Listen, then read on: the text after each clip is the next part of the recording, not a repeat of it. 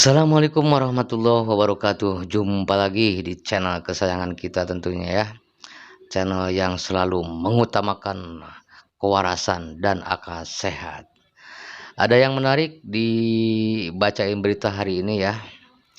Terkait Pilgub serentak yang rencananya digelar tanggal 27 November ya. Itu kita akan sebentar lagi atau bulan November nanti akan mengadakan Pilgub, dan ada yang menarik di sini ya. Kita akan mengutip berita dari kompas.com ya. Tentu saja ada yang menarik dari seorang Anies Rashid Baswedan, masih tetap populer ternyata ya. Tentunya masyarakat kita masih menganggap bahwa sosok Anies Rashid Baswedan ini masih jadi trending dan masih populer elektabilitasnya sehabis Pilpres kemarin. Meskipun kita tahu kalau di Pilpres kemarin Mas Anies ini kalah, tetapi nyatanya berita di sini dari PKS ya. Masih coba saya akan membacakan beritanya sebentar ya.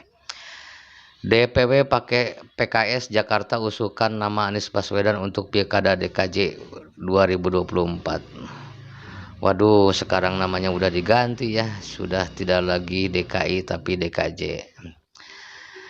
Ya, silakan apapun penyebutannya, tetap kalau DKI Jakarta itu atau DKJ Jakarta itu masih tetap ibu kota, akan selalu dianggap ibu kota nantinya.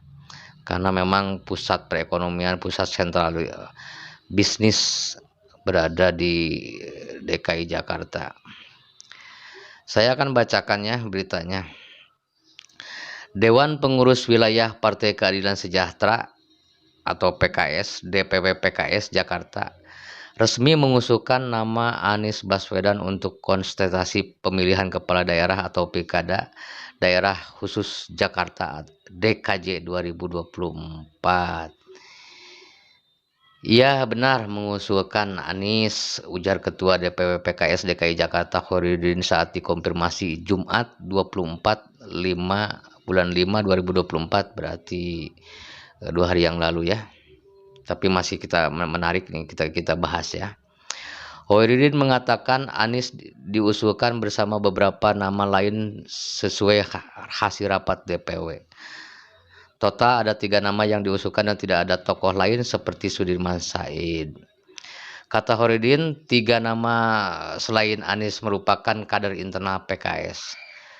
Selain Pak Anies, ada 3 nama kader PKS yang juga dikirim ke Dewan Pengurus Pusat DPP PKS, yakni Mardani Ali Sera, Muhammad Sohibul Iman, dan saya sendiri Khairuddin selaku Ketua DPW PKS DKI Jakarta, tutur dia. Ternyata sosok Anies Rashid Baswedan ini belum habis ya. Terbukti sampai hari ini elektabilitas, popularitas Pak Anies itu masih mumpuni, bahkan bisa dikatakan masih top markotop ya.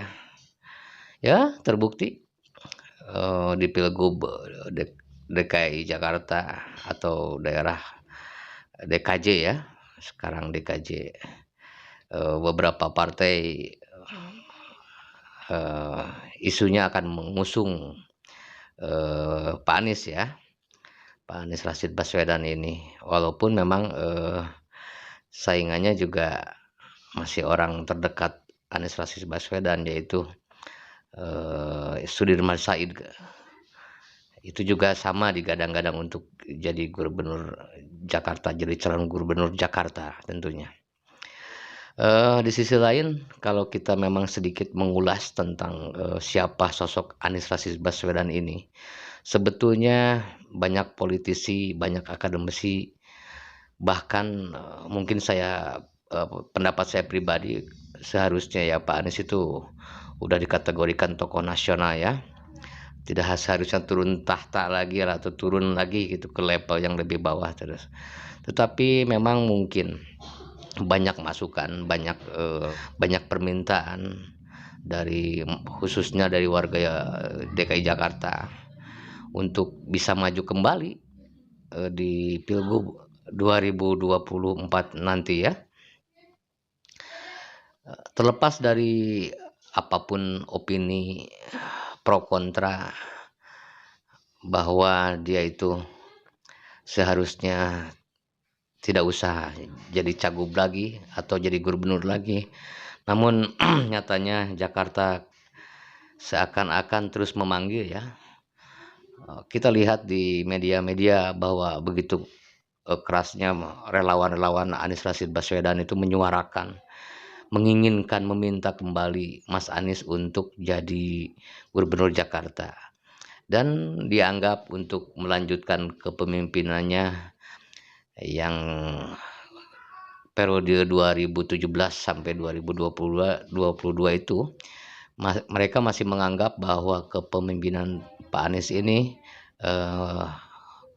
ada keberhasilan. Ya tentunya secara akal sehat kita juga melihat bahwa potensi-potensi Pak Anies kalau seandainya dia berhasil dan ada dicalonkan kembali untuk menjadi pilgub di DKI Jakarta, ya tidak menutup kemungkinan kalau dia itu akan kembali lagi jadi nomor orang satu di DKI Jakarta.